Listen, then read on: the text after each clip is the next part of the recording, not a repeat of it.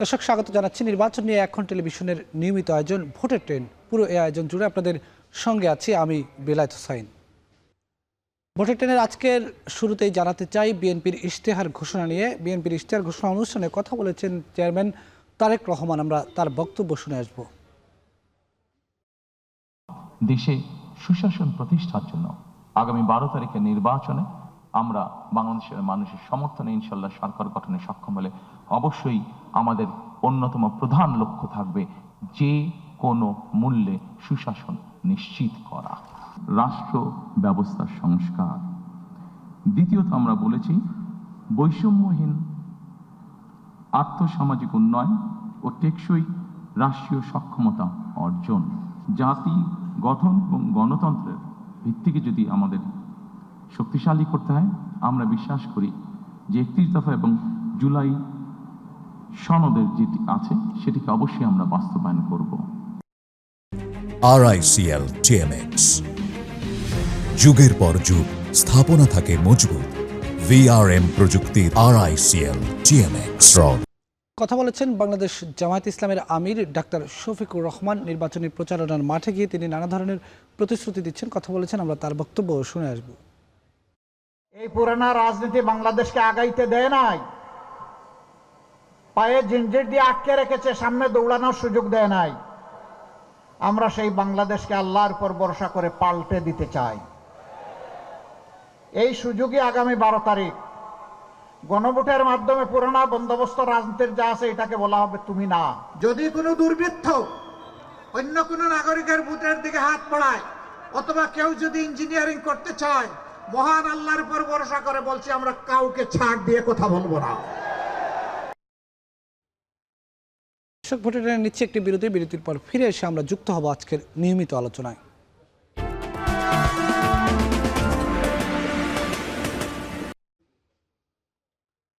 দর্শক স্বাগত আরেকবার, দেখছেন ভোটের ট্রেন, সঙ্গে যুক্ত আছে আমি বেলায়েত হোসাইন। দর্শক এ পর্যায়ে আমরা যুক্ত হব চট্টগ্রামে। সেখানে আছেন সহকর্মী সোহেব।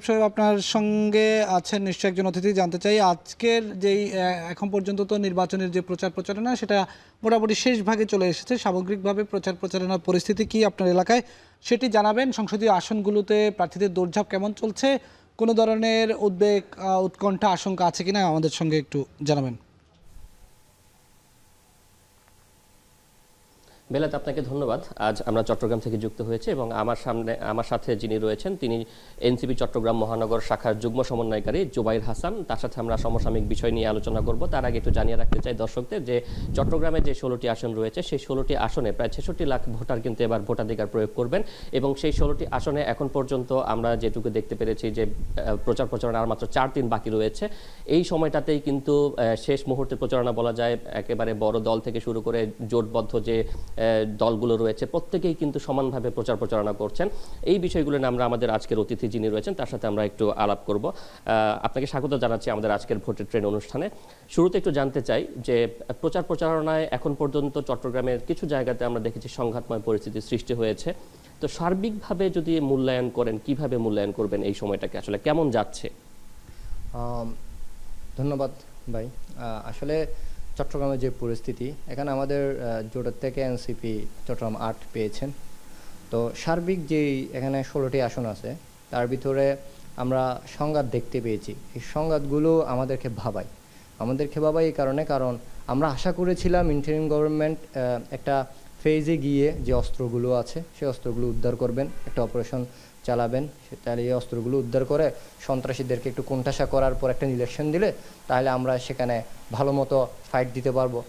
এটা আমরা আশাবাদ ব্যক্ত করেছিলাম আর কি। কিন্তু এটা হয়নি।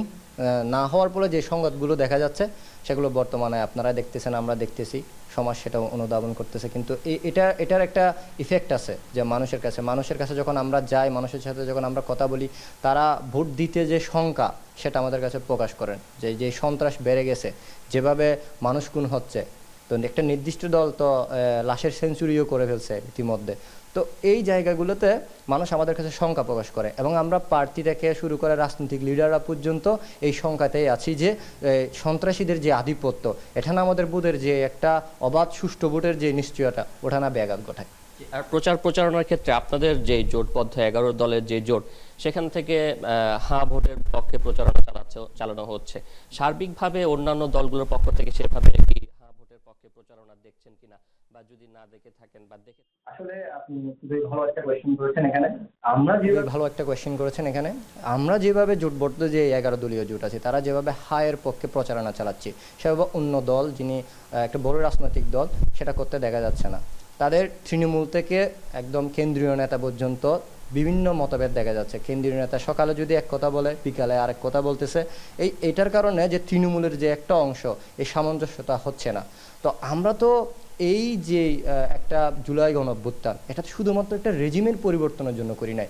আমরা পরিবর্তন চেয়েছি একটা রাষ্ট্রের সিস্টেমের, পুরো সিস্টেমটাকে আমরা পরিবর্তন করতে চেয়েছি। শুধুমাত্র রেজিম চেঞ্জ করার হইলে আমরা তো এই আন্দোলন করার কোনো দরকার নাই, ঠিক আছে? তো এখন এই যে চেঞ্জ, এই মানুষটা চেঞ্জ চায়, নতুন বন্দোবস্ত বলে যে মানুষ বলে, আমরা আসলে সেই জিনিসটা চাই হচ্ছে পুরো ইকোসিস্টেম চেঞ্জ, পুরো এখানকার যে এনভায়রনমেন্ট, রাজনৈতিক এনভায়রনমেন্ট, সেটা চেঞ্জ। সেটার জন্য আমরা যারা জোটবদ্ধ হয়েছি সংস্কারের পক্ষে, তারাই চাচ্ছি, অন্যান্য দল চাচ্ছে না। অনেক ধন্যবাদ আপনাকে জুবাইর হাসান। তো চট্টগ্রামে মোটামুটি এখন পর্যন্ত যে প্রচারণা, সেটি কিছুটা শান্তিপূর্ণ, প্লাস এর পাশাপাশি কিছু জায়গায় সংঘাতময় পরিস্থিতির সৃষ্টি হয়েছে, সেটি নিয়ে ভোটারদের মধ্যে শঙ্কা রয়েছে। তবে শেষ পর্যন্ত ভোট কতটা সুষ্ঠু এবং শান্তিপূর্ণ হয়, সেটি হয়তো সময়ই বলে দেবে। অনেক ধন্যবাদ শোয়েব, আমাদের সঙ্গে যুক্ত হচ্ছিলেন চট্টগ্রাম থেকে। এবার আমরা যুক্ত হব রাজশাহীতে, সেখান থেকে আমাদের সঙ্গে যোগ দেবেন সহকর্মী রাকিবুল হাসান। আপনার কাছে জানতে চাই, এই যে প্রচারণা যে শেষ দিকে চলে এসেছে, কেমন চলছে রাজশাহীর যে কয়টি সংসদীয় আসন আছে, সংসদীয় আসনগুলোর প্রচারণা, একই সঙ্গে নির্বাচন নিয়ে সেই অঞ্চলের যে পর্যবেক্ষণ, এই পর্যবেক্ষণটা আপনার মাধ্যমে জানতে চাই, আপনার সঙ্গে যে অতিথিরা আছে তাদের সঙ্গে আলোচনা করে। রাকিব।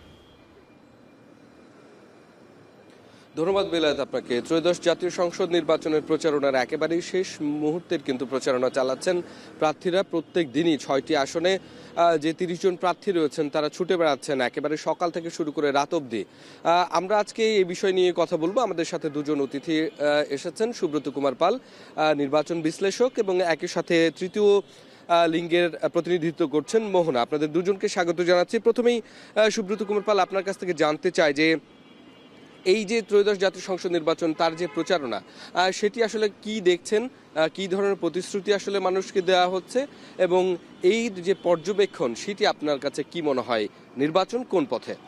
জি, অসংখ্য ধন্যবাদ। আমার কাছে যেটি মনে হয় যে আসলে নির্বাচন তো বাংলাদেশের জন্য একটা উৎসবের আমেজ, কিন্তু আমরা কিন্তু বর্তমান সময়ের যে নির্বাচন, এইটিকে এখন পর্যন্ত ওইভাবে উৎসবের আমেজ মনে না হলেও আমরা যেটা দেখতে পাই যে আমাদের যারা প্রার্থী তারা ভোটারদের দ্বারে দ্বারে যাচ্ছেন, কিন্তু তারা কিন্তু ওই গতানুগতিক ধারার যে প্রতিশ্রুতি সেটি কিন্তু দিচ্ছেন। নতুনত্ব কোনো কিছু কিন্তু এখন পর্যন্ত অ্যাটলিস্ট আমার কাছে মনে হয়নি। কিন্তু আমরা মনে করি যে আসলেই নতুন বাংলাদেশ বিনির্মাণের ক্ষেত্রে যে ধরনের বিষয়গুলো থাকা দরকার, আইনের শাসন, বিশেষ করে দুর্নীতিকে জিরো টলারেন্সে নিয়ে আসা, এগুলো যদি নিশ্চিত করা না যায়, শুধু যদি ফাঁকা বুলির মতো যদি আমরা এই প্রতিশ্রুতির মধ্যে যদি আমরা সীমাবদ্ধ থাকি, বাস্তবায়ন যদি এগুলো না করা যায়, বাস্তবায়ন যোগ্য যদি না হয়, তাহলে আসলে এই যে প্রচারণা, এটি শুধুমাত্রই মানুষের মনের মধ্যে থাকবে, কিন্তু মনের ভেতরে এটি কখনোই গাঁথবে না। আপনার কাছে আবার শুনবো একটু, মনে হয় আপনার কাছ থেকে একটু জানতে চাই যে এই যে প্রচারণা চলছে, বিভিন্ন শ্রেণী পেশার মানুষের কাছে কিন্তু আসলে প্রার্থীরা যাচ্ছেন। তৃতীয় লিঙ্গের যে মানুষরা আছেন, আপনাদেরও দীর্ঘদিনের নানা ধরনের চাহিদা আবদার আছে, সেগুলো কি এই ইশতেহারে দেখছেন? ধন্যবাদ। আমরা যেটা দেখছি যে আসলে প্রার্থীরা আমাদের কাছে আসছে, কিন্তু তাদের যে ইশতেহারে যে আমাদের কমিটি নিয়ে কাজ করবে বা প্রান্তিক জনগোষ্ঠী নিয়ে কাজ করবে, এই ধরনের সারাটা খুবই কম দেখছি। কারণ আমরা আশা করেছিলাম যে হয়তো নতুন যেহেতু একটা গত জুলাই যে একটা অভ্যুত্থান হওয়ার পরে নতুন একটা যে বিনির্মাণে যে বাংলাদেশ গড়া হবে, এই জায়গাতে আমরা হয়তো আরও সামনের দিকে আগাবো, কিন্তু এই জিনিসটা আমি একবারও দেখছি না। ইতিমধ্যে কিন্তু জামাতের শীর্ষস্থানীয় নেতা এবং বিএনপির শীর্ষস্থানীয় নেতা এখানে জনসভা করেছেন, তাদের ইশতেহারের কথা বলেছেন, রাজশাহীর উন্নয়নের ভাবনাগুলো বলেছেন। সেখানে কি পেয়েছেন কিনা, বা স্থানীয় যে প্রার্থীরা আছে তাদের কাছ থেকে আপনারাও কি প্রত্যাশা করছেন? হ্যাঁ, আমরা প্রত্যাশা করব যে যেই সরকার আসুক, আমাদের প্রত্যাশা থাকবে যে আমাদের যে মৌলিক অধিকারগুলো, কারণ আমি একজন মানুষ হিসাবে আমি মৌলিকের অধিকারগুলো আগে চাইবো, এই মৌলিকের অধিকারগুলো যেন নিশ্চিত করে এবং প্রান্তিক জনগোষ্ঠীকে নিয়ে যেন কাজ করা হয়। এবং এসডিজির একটি গোলে বলা হয়েছে যে জেন্ডার সমতা থাকবে না, কিন্তু দেখেন আমরা পিছিয়ে পড়াই থেকে যাচ্ছি। ধন্যবাদ মোহন আপনাকে। আমরা শেষ প্রশ্নটি নিব। সুব্রত, আপনি আসলে আগামী নির্বাচনের আসলে কি ধরনের পরিস্থিতি প্রত্যাশা করছেন? দেখেন, আমরা চাই একটি শান্তিপূর্ণ, অবাধ, গ্রহণযোগ্য ভোট হোক, সেটি তো আমাদের চাওয়া। কিন্তু এই চাওয়ার সাথে আমাদের যে দলগুলো রয়েছে, যেহেতু এটি জাতীয় সংসদ নির্বাচন, এটি কিন্তু আসলে এখানে আমরা যেটা দেখছি যে আমরা উন্নয়নের বিভিন্ন কথা বলছি, কিন্তু স্থানীয় সরকারের উন্নয়নের ব্যাপারে কিন্তু আমাদের এই প্রধান দলগুলো কিন্তু এখন পর্যন্ত পিছিয়ে রয়েছে। কারণ স্থানীয় সরকারের বিষয়ে নীতি নির্ধারণী পর্যায়ে যদি সিদ্ধান্ত গ্রহণের মতো কোনো পরিস্থিতি বা প্রক্রিয়া যদি আমাদের সংসদে যদি না করা যায়, তাহলে কিন্তু আসলেই আজকের আমরা যেখানে কথা বলছি সেটি কথার মধ্যেই থেকে যাবে। সুব্রত, আপনাকে অসংখ্য ধন্যবাদ, এবং মোহন আপনাকে অসংখ্য ধন্যবাদ আমাদের এই আলোচনায় অংশগ্রহণ করার জন্য। এবং এই যে যারা আমাদের সাথে যুক্ত হয়েছিলেন, তাদের যে ভাবনা, সেটি ত্রয়োদশ জাতীয় সংসদ নির্বাচনের মধ্য দিয়ে, প্রার্থীদের মধ্য দিয়ে সেটির বাস্তবায়ন হবে, তেমনটা প্রত্যাশা করছেন রাজশাহীর ভোটাররা। তো বেলাতে এই ছিল রাজশাহী থেকে আমার কাছে সবশেষ খবর। ধন্যবাদ রাজীব, জানাচ্ছিলেন রাজশাহী থেকে সেখানকার নির্বাচনের পর্যবেক্ষণ। দর্শক, আরেকটি বিরতি নেওয়ার সময় হয়েছে। বিরতির পর ফিরে এসে আমরা যুক্ত হব যশোরে।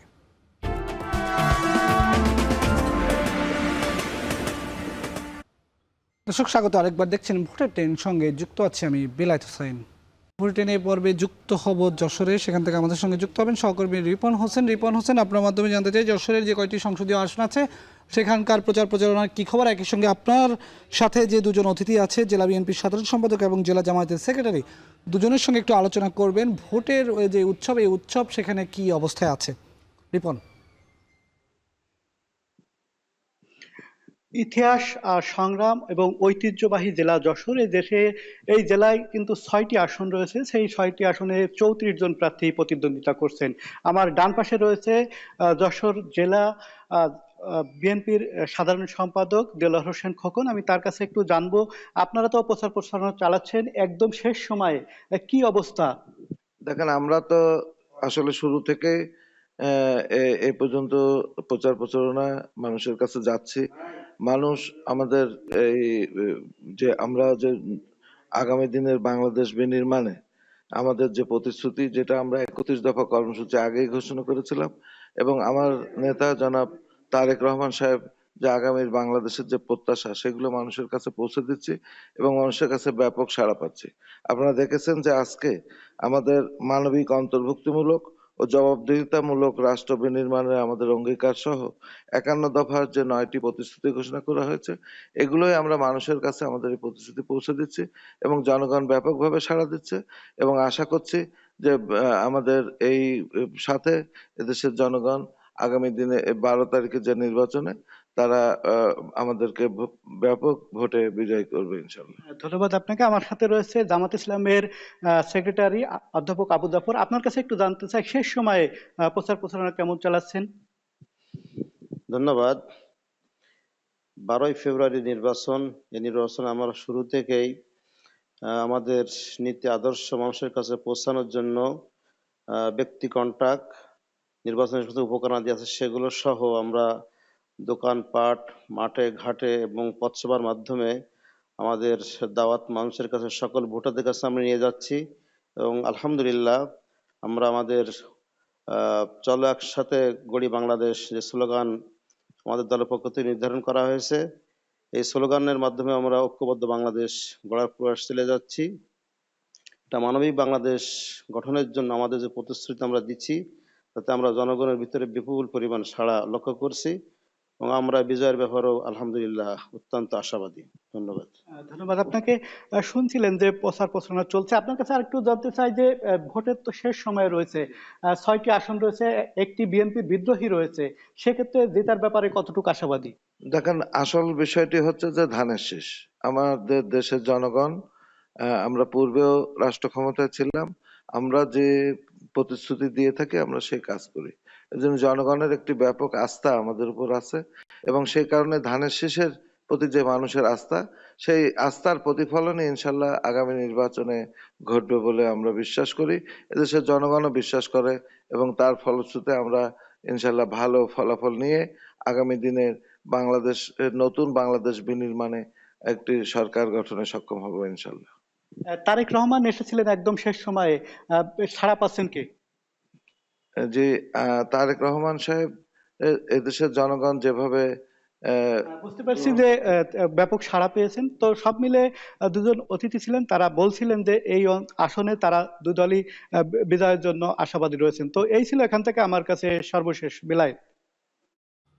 অনেক ধন্যবাদ রিপন, জানাচ্ছিলেন যশোর থেকে। এ পর্যায়ে নিচ্ছে আরেকটি বিরতির পর ফিরে এসে আমরা জানবো ঢাকা শহরের প্রচারণার সর্বশেষ খোঁজ খবর।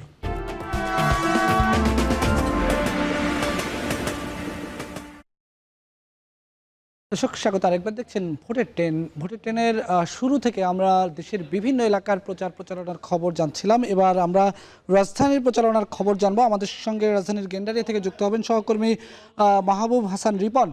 রিপন, আপনি এখন যে এলাকায় আছেন, যদিও রাত 8টার পরে আচরণবিধি অনুযায়ী মাইক ব্যবহার করে প্রচারণা নিষিদ্ধ করা হয়েছে, কি দেখছেন রাস্তাঘাটের অবস্থা বা প্রচারণা কিভাবে চলছে একটু জানাবেন রিপন।